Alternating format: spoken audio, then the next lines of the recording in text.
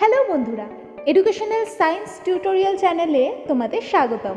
চ্যানেলটি মূলত শিক্ষাবিজ্ঞান বিষয়টিকে তোমাদের সামনে সহজ করে তুলে ধরার জন্য তৈরি করা হয়েছে। তাহলে ঝটপট চ্যানেলটিকে সাবস্ক্রাইব করে ফেলো আর পাশে দেওয়া বেল আইকনটিকে প্রেস করো। তাহলে তোমাদের জন্য বানানো ভিডিওগুলো কখনোই তোমরা মিস করবে না। আর হ্যাঁ, লাইক, শেয়ার আর কমেন্ট করতে ভুলো না কিন্তু। ধন্যবাদ। আগের পর্বে ম্যাচুরেশন বা পরিণমন বলতে কি বোঝায় সে বিষয়ে আলোচনা করা হয়েছিল। আজকের পর্বে ম্যাচুরেশনের বৈশিষ্ট্যগুলো সম্পর্কে আলোচনা করব। এই টপিকটি West Bengal Higher Secondary Council of এডুকেশনের সিলেবাস অনুযায়ী একাদশ দ্বাদশ শ্রেণীতে যেমন পাঠ্য হিসাবে রয়েছে, তেমনি বিভিন্ন বিশ্ববিদ্যালয়ের বিএ অনার্স এবং জেনারেল কোর্সে এডুকেশনাল সাইকোলজির একটি অত্যন্ত গুরুত্বপূর্ণ টপিক হলো এই ম্যাচুরেশন বা পরিণমন। কারণ পরিণমন হলো শিখনের একটা গুরুত্বপূর্ণ উপাদান। এই পরিণমন ছাড়া কিন্তু শিখন কখনোই সম্ভব নয়। কেন পরিণমন শিখনের গুরুত্বপূর্ণ উপাদান সেই আলোচনায় পরে আসছি। আগে পরিণমনের বৈশিষ্ট্যগুলোকে জেনে রাখি। সঙ্গে থাকো, অবশ্যই ভিডিওটা শেষ পর্যন্ত দেখো। তাহলে আমরা আলোচনায় আসি। আগের পর্বে আমরা পরিণমন কাকে বলে সেটা জেনেছিলাম। এখন একটু ছোট্ট করে আরেকবার একটুখানি বলে নিই যে পূর্ব অভিজ্ঞতা ও প্রশিক্ষণ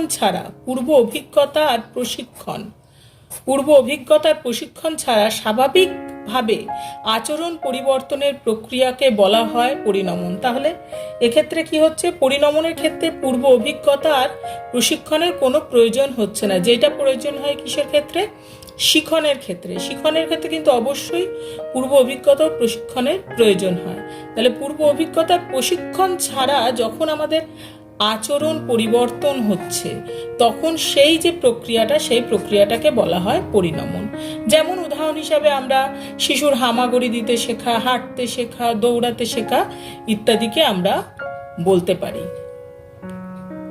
এবারে আমরা এক এক করে পরিণমনের বৈশিষ্ট্যগুলো দেখে নেব।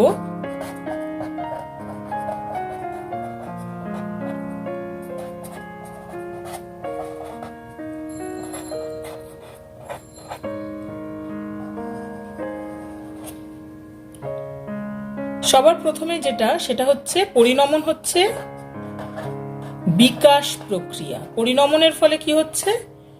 বিকাশ হচ্ছে। ঠিক আছে? এই পরিণমন হলো শিশুর স্বাভাবিক স্বতঃস্ফূর্ত পরিবর্তনশীল বিকাশের প্রক্রিয়া। কি? স্বাভাবিক স্বতঃস্ফূর্ত, অর্থাৎ এই কথাগুলো কিন্তু আমাদের অবশ্যই খুব ইম্পর্টেন্ট, যেগুলো মাথায় রাখতে হবে। স্বাভাবিক স্বতঃস্ফূর্ত আর কি পরিবর্তনশীল।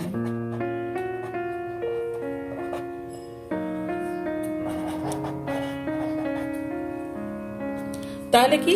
স্বাভাবিক স্বতঃস্ফূর্ত আর হচ্ছে পরিবর্তনশীল বিকাশের প্রক্রিয়া। ঠিক আছে? কেন স্বাভাবিক? কেন এই প্রক্রিয়ার জন্য আমার কি কোনো পূর্ব অভিজ্ঞতা বা প্রশিক্ষণের প্রয়োজন হচ্ছে না। এই কারণে এটা স্বাভাবিক, এটা স্বতঃস্ফূর্ত, এটা নিজে নিজে হয়। কোনো রকম প্রশিক্ষণ দিলে তবে হবে, না হলে হবে না, এরকম কোনো ব্যাপার নেই। এটা স্বতঃস্ফূর্ত, নিজে নিজে হয়। পরিবর্তনশীল, এটা আমাদের মধ্যে কি আনে? পরিবর্তন আনে, আচরণের মধ্যে পরিবর্তন আনে। পরিবর্তনশীল বিকাশের প্রক্রিয়া। এই যে বিকাশ, এই বিকাশ হয় হচ্ছে মূলত কি? জৈবিক বিকাশ, আর একটা হচ্ছে প্রজ্ঞামূলক বিকাশ। এই জৈবিক বিকাশ আর প্রজ্ঞামূলক বিকাশের সম্পর্কে আমি আগের ভিডিওতে বিস্তারিত আলোচনা করেছি। অবশ্যই আমি লিঙ্কটা ডেসক্রিপশনে দিয়ে দেবো, দেখে নেবে। আচ্ছা, এবার দ্বিতীয় যে বৈশিষ্ট্যটা আমরা দেখতে পাই, এটা হচ্ছে যে একটু আগেই আমি বললাম যেটা বিকাশ প্রক্রিয়া, এটা হচ্ছে কি? স্বাভাবিক প্রক্রিয়া।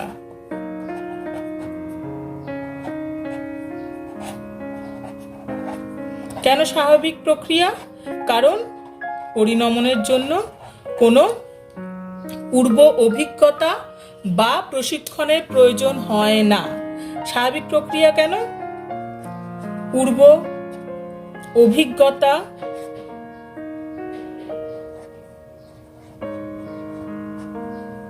বা প্রশিক্ষণের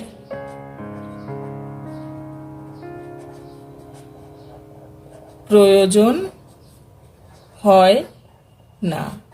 এই কারণে কি এই পরিণমনটাকে বলা হচ্ছে স্বাভাবিক প্রক্রিয়া। এটা নিজের থেকে স্বতঃস্ফূর্তভাবে এই পরিবর্তন, যে পরিবর্তনটা আমাদের মধ্যে আসে, আচরণের পরিবর্তন।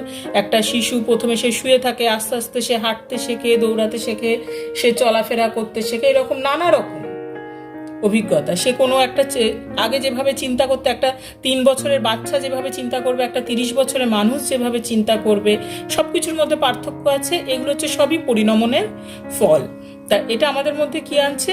আমাদের মধ্যে আচরণের মধ্যে স্বাভাবিক পরিবর্তন আনছে।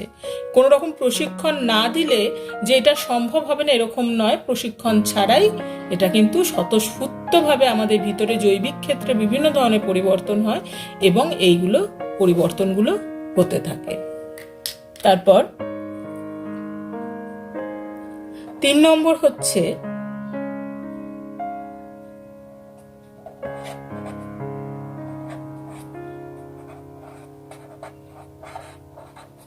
অভ্যন্তরীণ প্রক্রিয়া।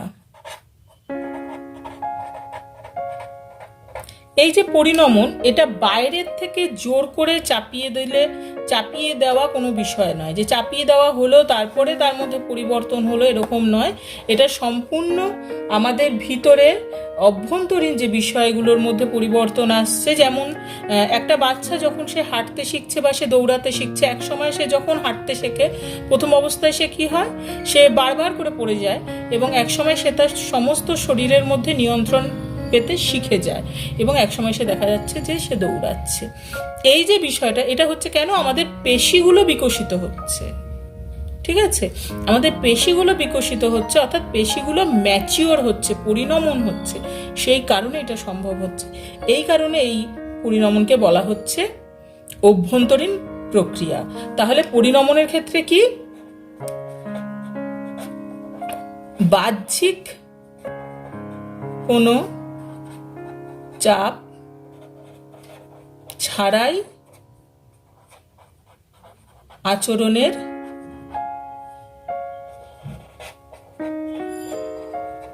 পরিবর্তন ঘটে। ঠিক আছে, তারপরে 4 নম্বর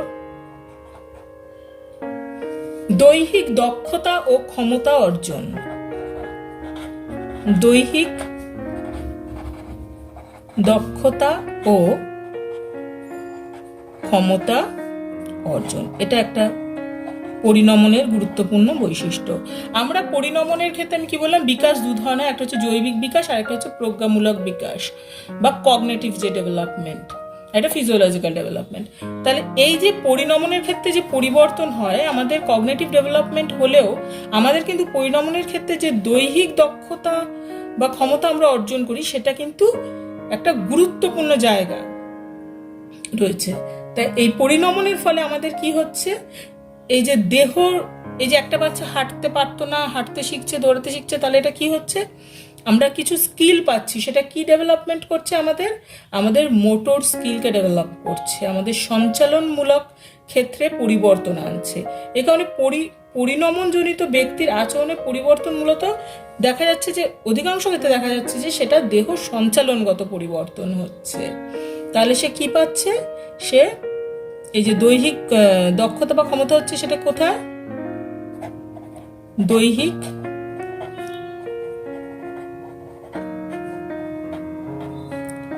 সঞ্চালনগত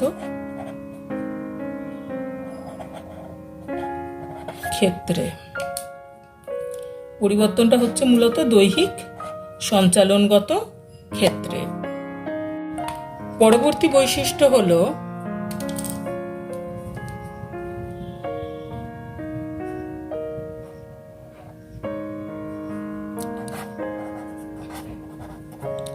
নির্দিষ্ট সময় ভিত্তিক প্রক্রিয়া।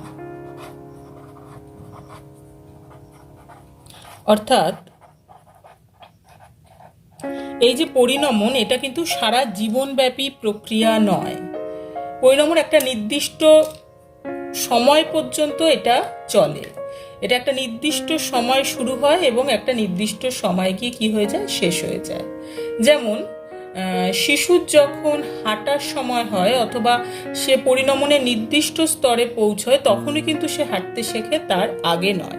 তাহলে আমরা পরিণমনকে কি বলছি? একটা নির্দিষ্ট সময়ভিত্তিক প্রক্রিয়া, এটা জীবনব্যাপী প্রক্রিয়া নয়।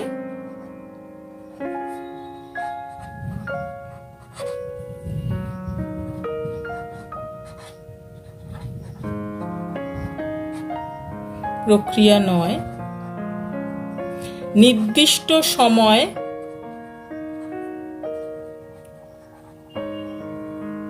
শুরু হয়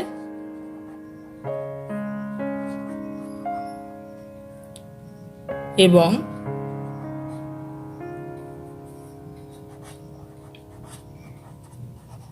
নির্দিষ্ট সময়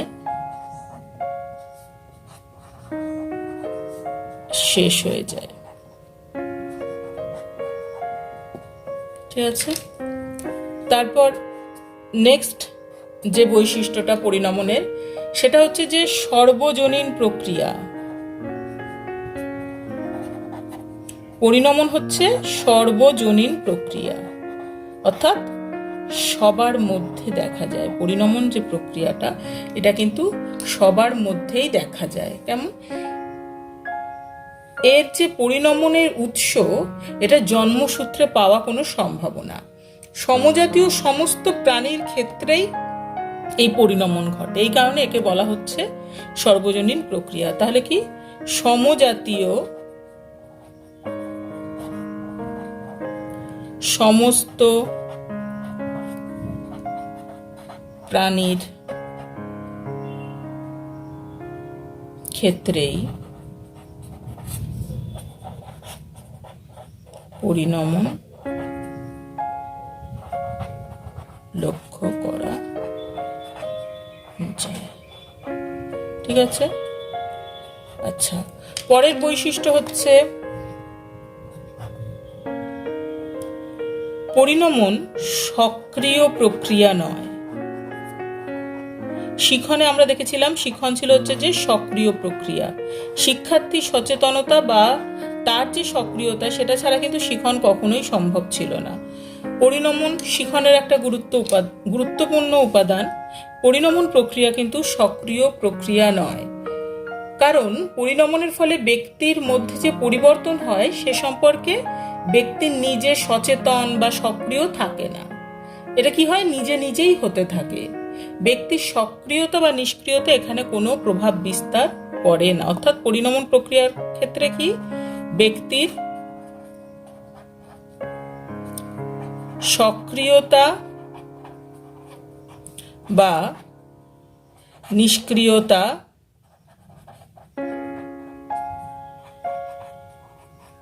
প্রভাব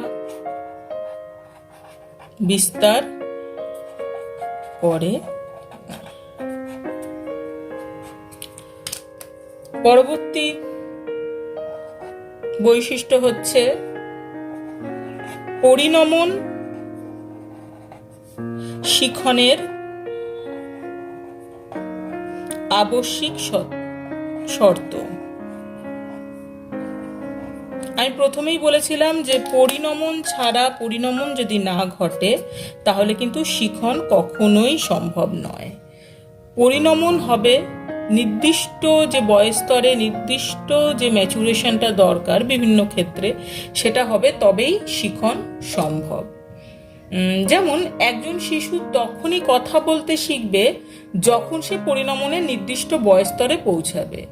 অর্থাৎ স্বাভাবিক নিয়মে শিশুর জিভ বা জিহবার যে জড়তা, সেটা যদি না কাটে তাহলে কিন্তু সে কখনোই শব্দ উচ্চারণ করতে পারবে না। তারপর শিশুর যে আঙ্গুল দিয়ে যে লিখবে, সেই কি করতে হবে? সেই আঙ্গুলের পেশি যদি নির্দিষ্ট মাত্রায়, সেটা যদি নির্দিষ্ট পরিণমনের স্তরে না পৌঁছায়, অর্থাৎ তার যদি সেই পরিপুষ্টতা যদি না আসে, তাহলে কিন্তু সেই শিশু পেন্সিল ধরতে পারবে না এবং পেন্সিল দিয়ে লিখতে পারবে না। তাহলে শিখন হতে গেলে সবার আগে দরকার হচ্ছে পরিণমন। পরিণমনই যদি না হয় তাহলে শিখন কিভাবে হবে? সে কারণে পরিণমন ছাড়া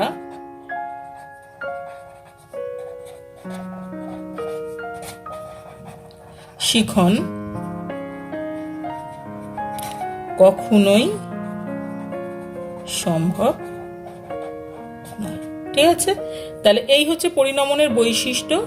তাহলে আজকে এই পর্যন্তই থাক। আমার ভিডিওটা যদি ভালো লাগে তাহলে অবশ্যই লাইক করবে, কমেন্ট করবে এবং অবশ্যই চ্যানেলটাকে সাবস্ক্রাইব করবে আর পাশে থাকা বেল আইকনটাকে প্রেস করে দেবে। Thank you.